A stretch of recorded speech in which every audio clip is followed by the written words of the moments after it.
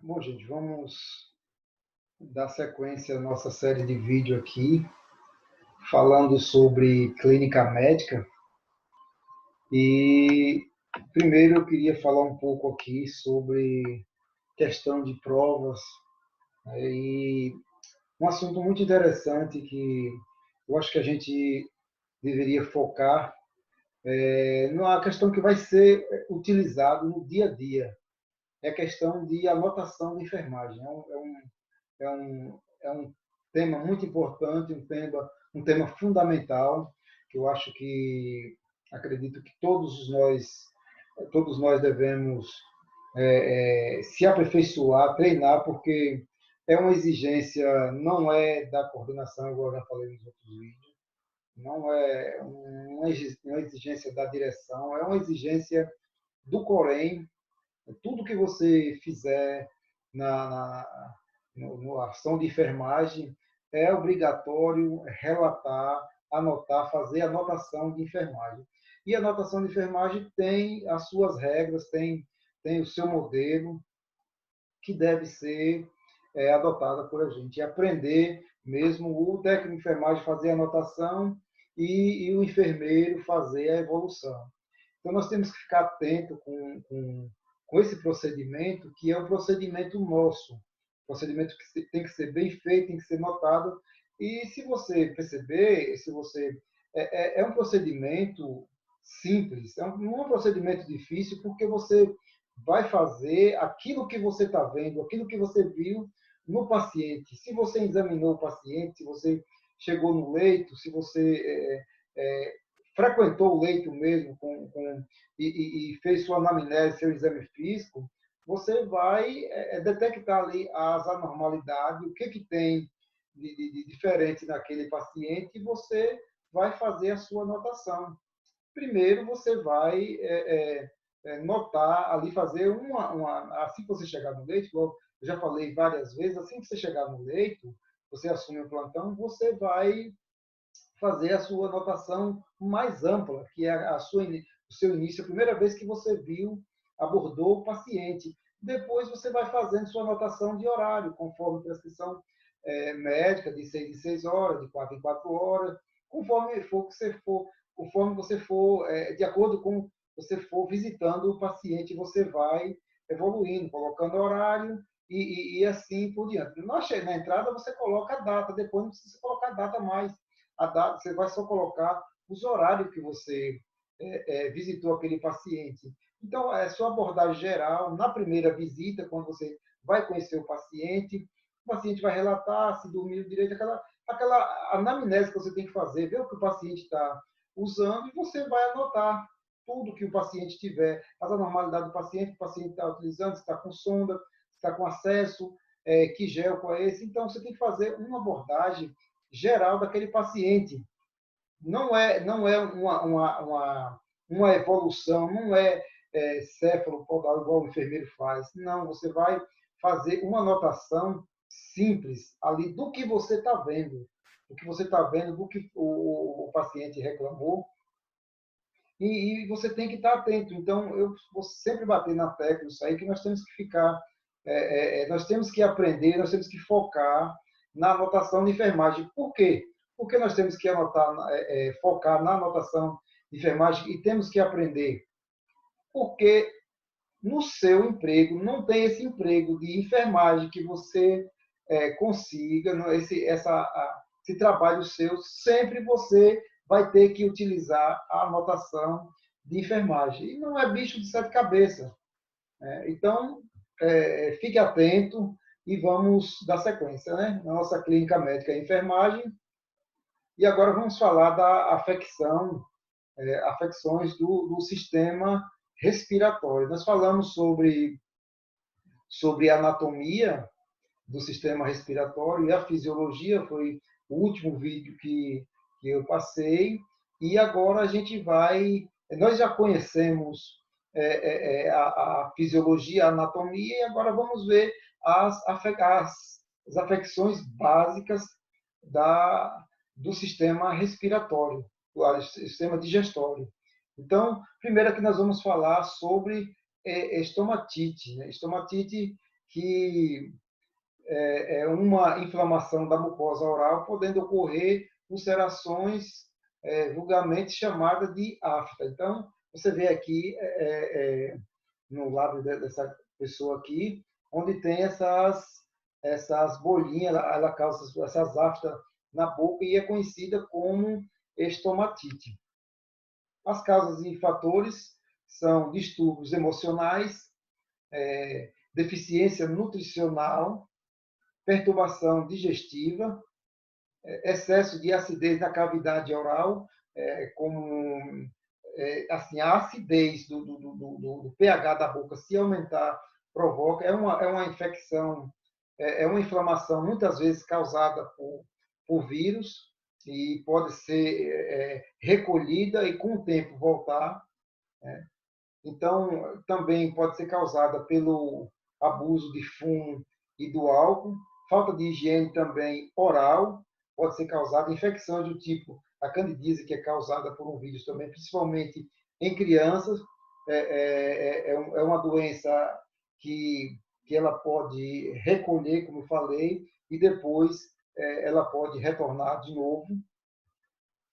Então, os sinais e sintomas são dor que conceitua com alimentação, principalmente com alimentos ácidos e quentes, mucosas avermelhadas podendo aparecer nas regiões ulceradas, e o diagnóstico é feito através da inspeção da cavidade. Geralmente, quando as pessoas desejam, vai no médico, o médico vai mandar abrir a boca e pode provocar amigdalite também, que é uma inflamação, e vai causar essas bolhas em toda a região da cavidade oral. Coleta de materiais para cultura, se houver suspeita de infecção, e o tratamento é feito através da higiene da cavidade oral com substâncias alcalinas, como bicarbonato de sódio, leite de magnésio, dentre outros. Alimentação adequada, não ingerir alimentos muito quentes e usar pouco tempero e evitar frutas cítricas, como a laranja, dentre outras.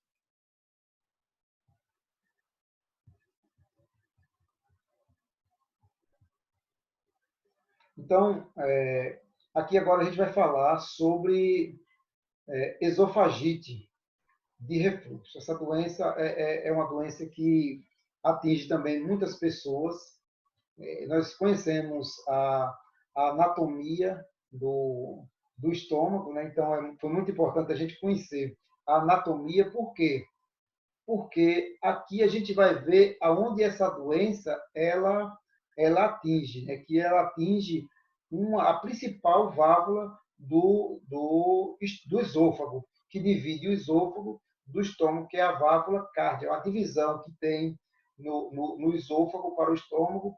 Então, nessa região aqui, você vê aqui, olha, o esfíncter inferior do estômago, que é a válvula que fecha dividindo o esôfago do estômago. Aqui você vê a outra imagem aqui, olha, a outra imagem, o esfíncter no interior do esôfago aberto, que é chamado de refluxo. Então, é uma deficiência, é uma inflamação dessa válvula, é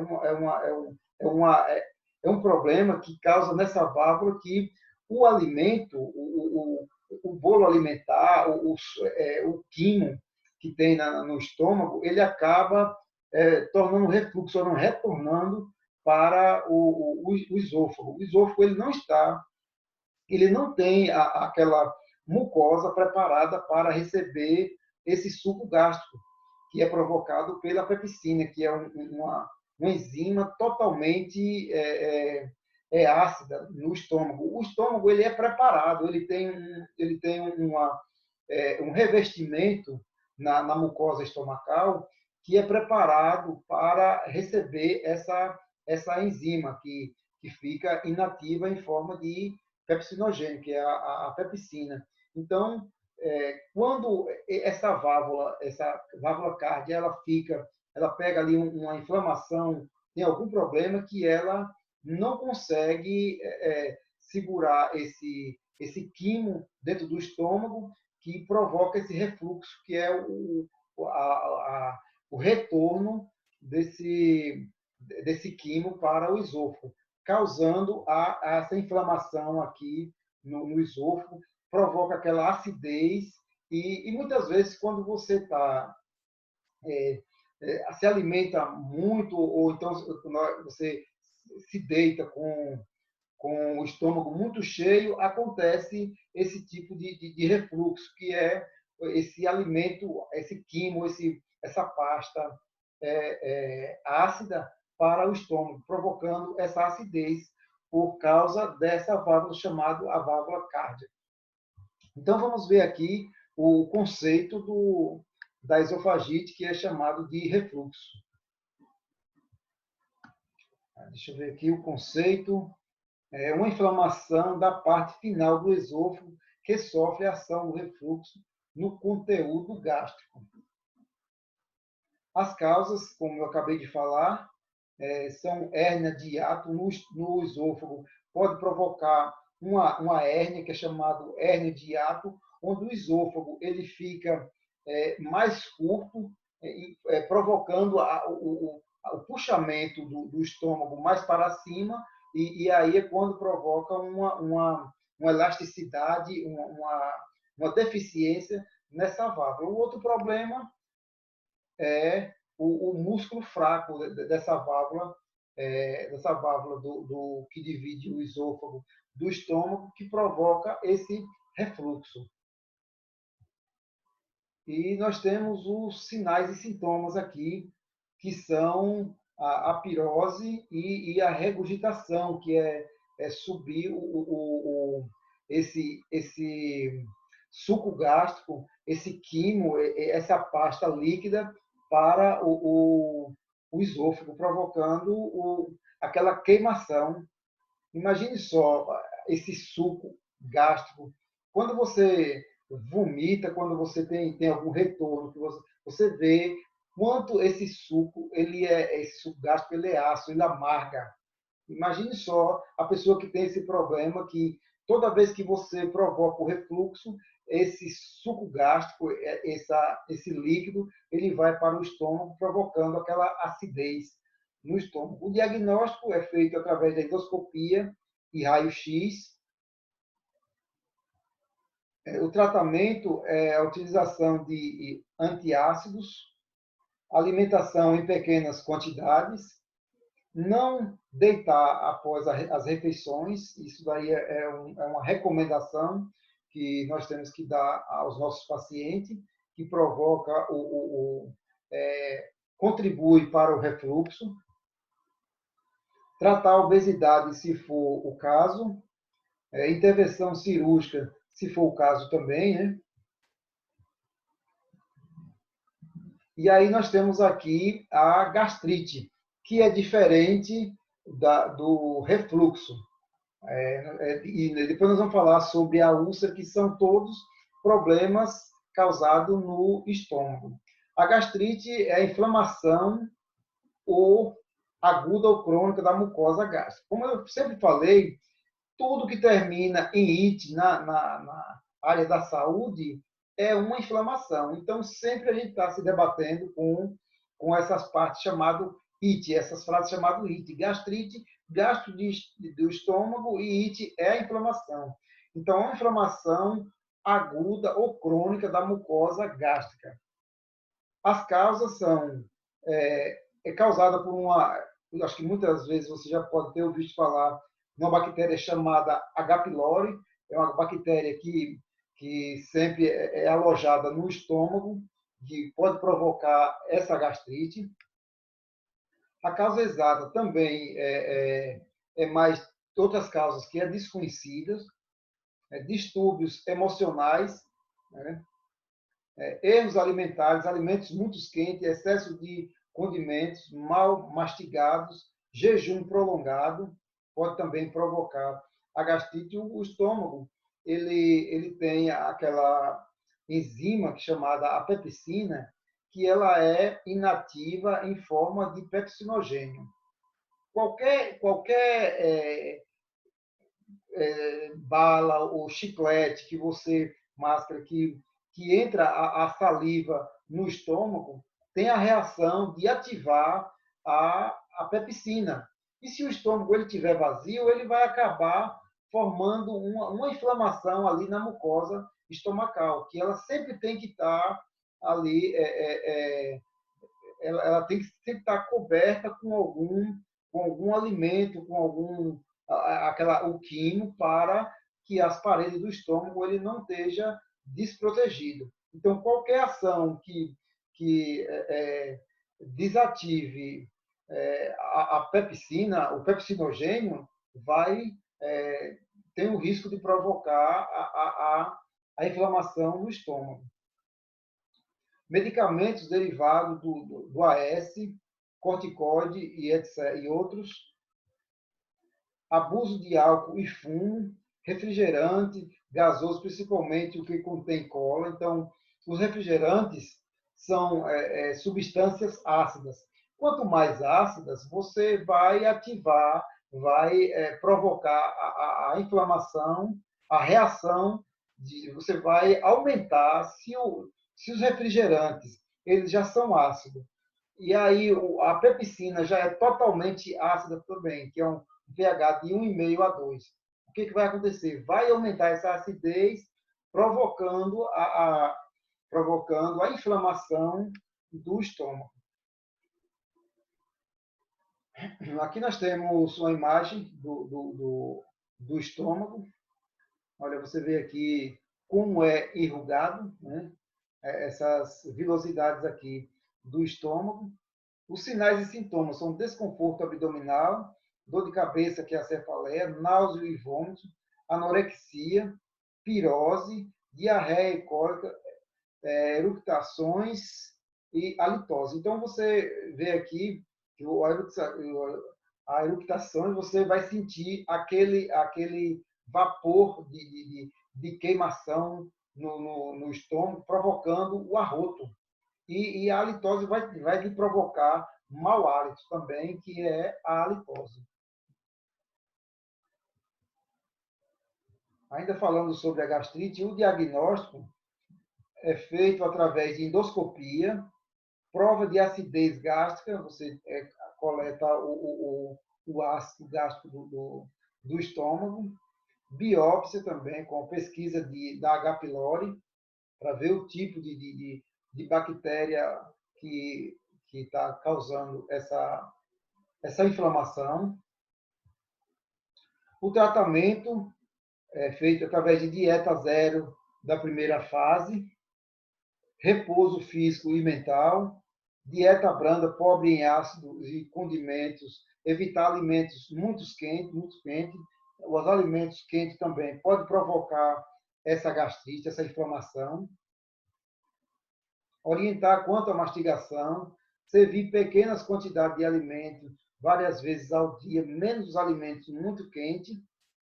Evitar refrigerante gasoso, isso a gente acabou de falar, e abolir o fumo, o álcool e o café. Então, evitar essas substâncias que podem agravar a gastrite. Vamos retornar aqui, que tem usar sedativos leves, antiácidos, antiespasmódicos, antieméticos, conforme prescrição médica. E aqui nós temos uma imagem aqui de úlcera. Então, a gente já vai falar agora sobre a úlcera estomacal, que é diferente da gastrite, que é diferente do esôfago, mas são todas as patologias causadas do esôfago para o estômago. A úlcera, o que é úlcera? A úlcera é uma ferida. Quando você vê aqui a imagem, é diferente de uma inflamação. A úlcera já é uma ferida.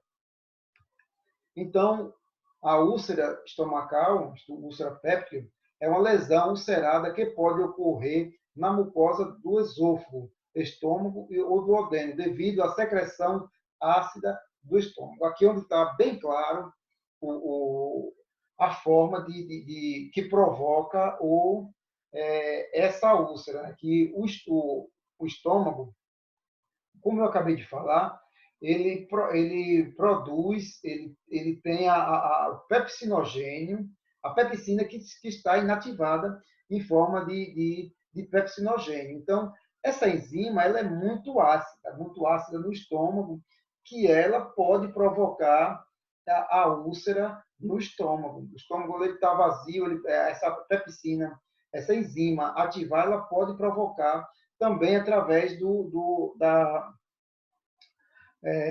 dessa bactéria também chamada H. pylori. Aqui nós temos os fatores e as causas predisponentes. As causas mais exatas também é desconhecida, além daquelas que eu acabei de falar, que é a H. pylori e a ação da pepsina. Distúrbios emocionais, tipo estresse emocionais, também pode provocar essas úlceras. Erros alimentares, alimentação excessiva, ácida, condimentos, gorduras, açúcares, aumentam a secreção gástrica, alimentos mal mastigados também, muito quentes ou muito frios. Você tem que mastigar bem a alimentação. Por quê? Porque quando você não mastiga bem essa alimentação, o estômago, essas enzimas, elas vão trabalhar bem mais para digerir as proteínas do estômago. Quando você come aquela alimentação pesada, tipo aquele mocotó, aquela coisa que demora, tem aquele grande problema para digerir, também pode causar esse tipo de úlcera. Hábitos como chimarrão, álcool, fumo, café, chá em excesso, refrigerante gasoso, principalmente o que contém cola. Então, você vê que as mesmas causas daquele outro problema que a gente acabou de falar, que é a inflamação, que é a gastrite. Medicamentos à base de AS e alguns anti-inflamatórios, infecções por o H. pylori também são causas. A pessoa que, vamos falar isso aqui, a pessoa que usa medicamentos como a S, se tiver uma úlcera dessa, é o maior perigo de causar uma hemorragia, porque esse medicamento, ele é um anticoagulante, então o sangue ele não coagula, vai aumentar cada vez mais esse sangramento. A pessoa que tem esse tipo de úlcera, não pode de jeito nenhum estar tomando esse medicamento chamado ácido acetil salicílico. Jejum prolongado. E aqui a gente vem para o diagnóstico. O diagnóstico é feito através do anamnese completa, raio-x com contraste de esôfago, estômago e duodeno, endoscopia, prova de acidez gástrica, a mesma coisa que nós acabamos de falar, na gastrite. Os sinais e sintomas são dor epigástrica, você sente aquela dor no estômago, muitas vezes com queimação, que habitualmente é avaliada ao comer, pois o alimento neutraliza o ácido. Quando você coloca o alimento no estômago, a enzima vai partir para a ação do alimento. Ele vai parar de corroer a mucosa estomacal. Náuseas, vômito ácido, do qual você vai tentar colocar aquele vômito para fora com acidez. Pirose, principalmente à noite, com sensação de queimação retrointestinal. Anorexia, cialorreia, que é a multidão de saliva excessiva na boca. Hematênese, que é o vômito com sangue. Melena, que é as fezes também, é um fator muito importante de você perceber se essa pessoa está com as fezes junto com sangue. Você pode ficar atento que essa pessoa pode estar tendo uma úlcera ou doença de Crohn. Nos casos de úlceras perfurantes, o tratamento é feito através do controle das secreções gástricas, através de antiácidos, ansiolíticos, ranitidina, cimetidina e omeprazol. Então, basicamente, quando você chega numa unidade de saúde com um problema estomacal, a primeira opção que o médico vai te dar é ranitidina, cimetidina ou omeprazol. São os medicamentos que sempre vão estar disponíveis. O médico vai sempre prescrever esses tipos de medicamento, que é a ranitidina, a cimetidina ou então o omeprazol, que geralmente é mais o omeprazol ou a ranitidina, mas pode ser substituído por qualquer um desses. Antiespasmódico, anticolinérgicos, segundo prescrição médica, repouso físico e mental, evitando a situação de estresse, evitar o uso de café, álcool, chá, refrigerante, fumo e chocolate. Sempre esses alimentos são prejudiciais para quem tem problema de estômago. Dieta equilibrada, fracionada, evitando os alimentos que estimulam a secreção gástrica. Cirúrgico, será abordado em enfermagem cirúrgica. Antibiótico, se for constatado a bactéria H. pylori, segundo prescrição médica. E as complicações devido à hemorragia, devido à perfuração, obstrução pilórica pelo vírus, devido ao processo de cicatrização. Os cuidados de enfermagem para essa úlcera gástrica são proporcionar um ambiente calmo e tranquilo, sempre uns cuidados padrão para a enfermagem. Nós temos que ficar atento nesses cuidados, que é o cuidado da enfermagem, que é a nossa função. Qual é a função da enfermagem? É cuidar.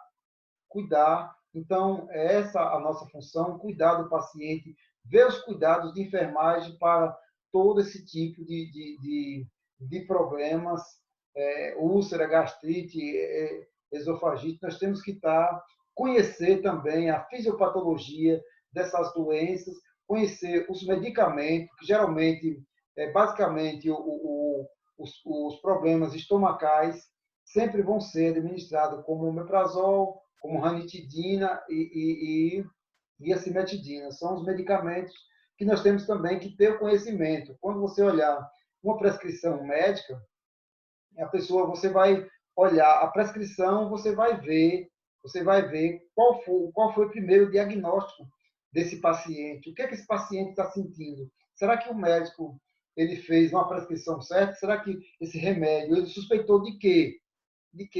Que ele não deu o medicamento como o omeprazol, cimetidina e a ranitidina, que é o remédio específico para esses problemas estomacal. Mas depende ele pode ter olhado os exames, verificado os exames e ter outro problema. E aí pode ter passado outra coisa. Então, nós temos que ficar atento nesse tipo de prescrição. Orientar quanto à importância da dieta e da mastigação para orientar o paciente a mastigar bem os alimentos, triturar bem, para que, quando esse alimento chegue ao estômago, não ter tanto problema para ser triturado através das enzimas. Observar e controlar as alimentações gastrointestinais, as eliminações gastrointestinais, vômitos e fezes, em busca de sinais de sangramento. Então, é muito importante, é fundamental você sempre perguntar, procurar saber se está tendo fezes nas fezes. É muito importante você procurar saber que essa pessoa pode estar tendo uma úlcera com sangramento, já em estado avançado.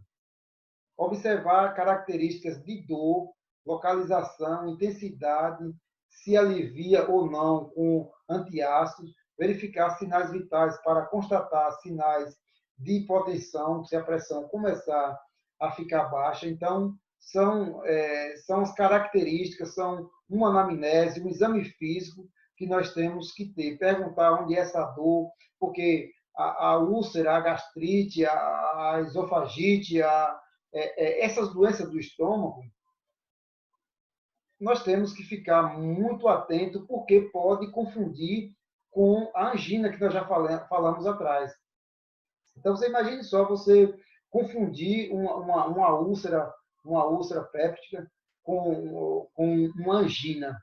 Muitas vezes você vai diagnosticar, achar que aquilo dali é uma úlcera e, na verdade, a pessoa está infartando, está com angina. Ou então, muitas vezes, a pessoa está com angina e você achar que essa pessoa está com... ou vice-versa. Então, nós temos que ter um olhar clínico, nós temos que definir, separar, saber o que é uma doença, saber o que é diferenciar os tipos de patologia para saber definir um diagnóstico. Preparar o paciente para os testes diagnósticos. E aqui nós vamos falar sobre, deixa eu ver aqui, úlcera péptica. Deixa eu dar uma pausa aqui.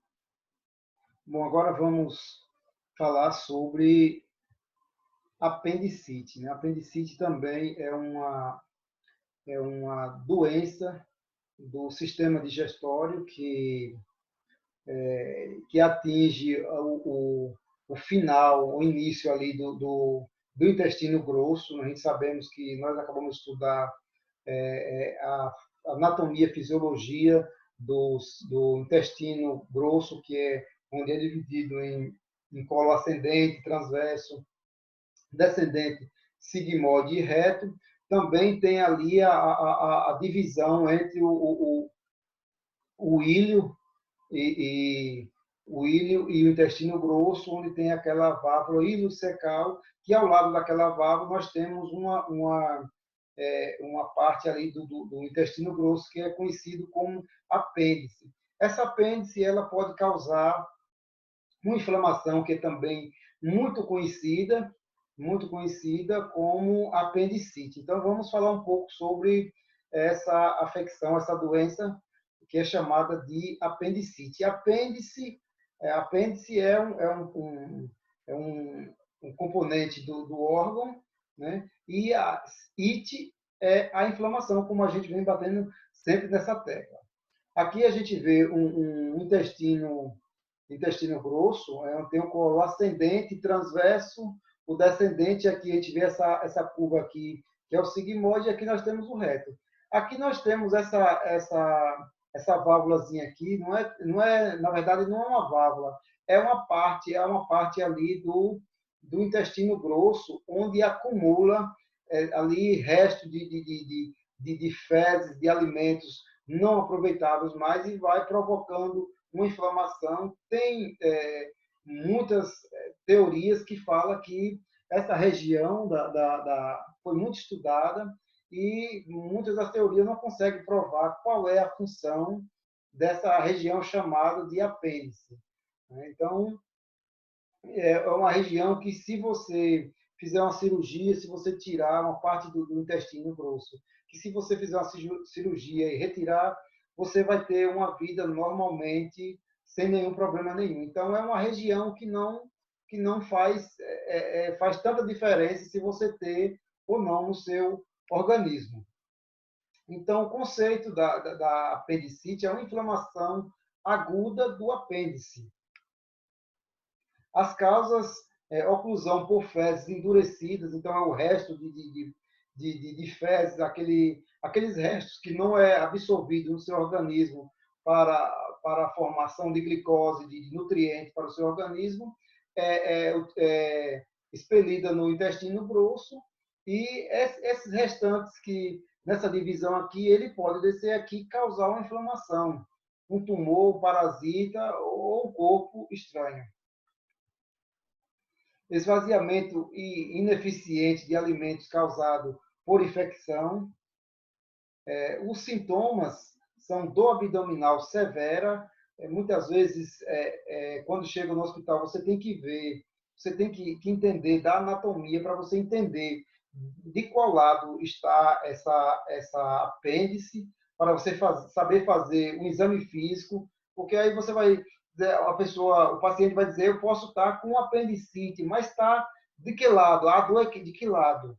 Então, você tem que saber o lado que está. Apêndice, sempre do lado direito, no flanco aqui, olha, no lado direito, na região aqui, na parte de baixo aqui, perto da região inguinal.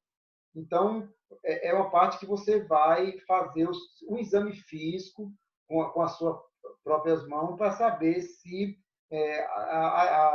a intensidade da dor desse paciente se prova mesmo que é você vai dar um diagnóstico de uma inflamação que é a apendicite. Então, você tem que saber qual é o lado que está essa apêndice, que é sempre do lado direito, na região inguinal, na parte final, onde você vai apalpar com a sua mão, você vai dar um golpe tipo uma facada com a sua mão, assim, apertar e soltar, e você vai ver a intensidade da dor desse paciente. Você vai apalpar de um lado, vai apalpar do outro. Se a dor for mesmo do lado direito, você vai suspeitar da apendicite. Você já vai dar um diagnóstico, vai passar para um médico, para um enfermeiro, para um responsável por aquele setor, que aquele paciente pode estar tendo uma apendicite. E é uma inflamação grave que pode levar à morte, principalmente em crianças, adolescentes, pode levar à morte. Então, tem que ser diagnosticada o mais rápido possível para encaminhar para uma cirurgia. A única solução para essa inflamação, que não se agrave para levar a uma morte, é uma cirurgia. Então, os sintomas são dor abdominal severa, intensa e progressiva, que inicia a meio caminho entre o umbigo e a espinha ilíaca, anterior superior. Febrícula, náuseas e vômito.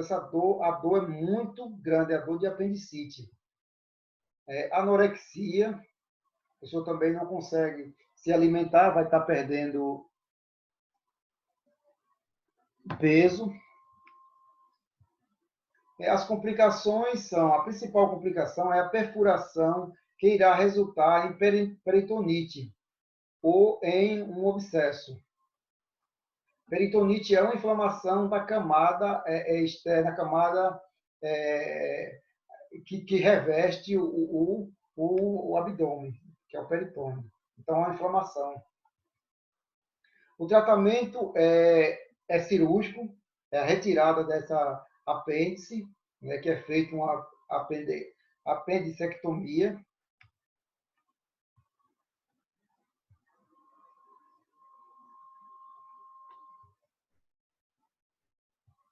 Bom, aqui nós temos já outra doença chamada colecistite.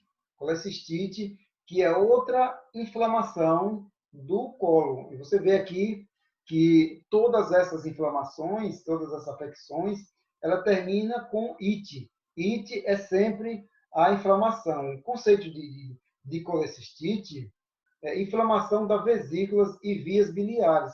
Pode ser aguda ou crônica, frequentemente associada a colecistíase, presença de cálculo nas vesículas e vias biliares. Aqui nós temos uma vesícula biliar, onde você vê que é onde causa essa inflamação, que é uma inflamação causada nessa vesícula onde produz, onde armazena a bile, que a bile é um componente, é uma substância que é liberada no duodeno. Nós falamos sobre a bile e a vesícula biliar, porque a vesícula biliar ela fica abaixo do fígado, fica armazenada ali. É uma bolsinha que, no ditado popular, é conhecido, a bile é conhecido como fel, né? Aquela substância amarga que tem no fígado. Então, a vesícula biliar ela armazena uma substância conhecida como bile. A bile é liberada no duodeno para emulsificar as gorduras, que é o detergente do ser humano para quebrar as macrogorduras em microgorduras. As causas são o mecanismo de formação dos cálculos conhecida, sabe-se que existe uma tendência hereditária, a pessoa pode ter alguém na família que tem esse problema, e uma frequência maior é em mulheres obesas após os 40 anos. Outras causas são a inflamação e retenção da bile, anemia hemolítica, que leva à excessiva formação de bilirrubina. Sinais e sintomas. Os sinais podem ser agudo, cólica, biliar, náuseas e vômito, icterícias, apolia, fezes esbranquiçadas, urina escura, cor de chá forte, dor intensa no hipocôndrio direito. O hipocôndrio é uma região que nós temos aqui no abdômen. E pode ser também os sinais crônicos, como cólicas biliares esporádicas, intolerância a alimentos gordurosos, do hipocôndrio direito, acompanhada por hipersensibilidade à palpação.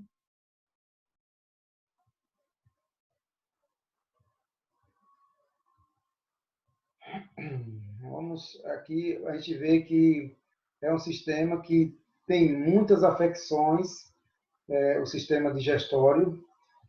Aqui nós estamos falando sobre a colecistite. O diagnóstico agora é feito através do exame clínico, palpação do fígado. Nós temos que saber fazer a palpação dessas patologias para definir o diagnóstico dessas patologias. Inspeção da pele e mucosas, colecistografia, dosagem da bilirrubina, ultrassonografia. E o tratamento é feito, clínico é antiespasmódico, antieméticos, dieta leve pobre em gorduras, queijos, ovos, cremes, frituras, dentre outros, evitar bebidas alcoólicas e excesso de condimentos, e também cirúrgico, como colecistectomia, coledoctomia, dentre outros. Então, são afecções que nós temos que ficar atento, porque muitas afecções conhecidas como IT, muitas inflamação, e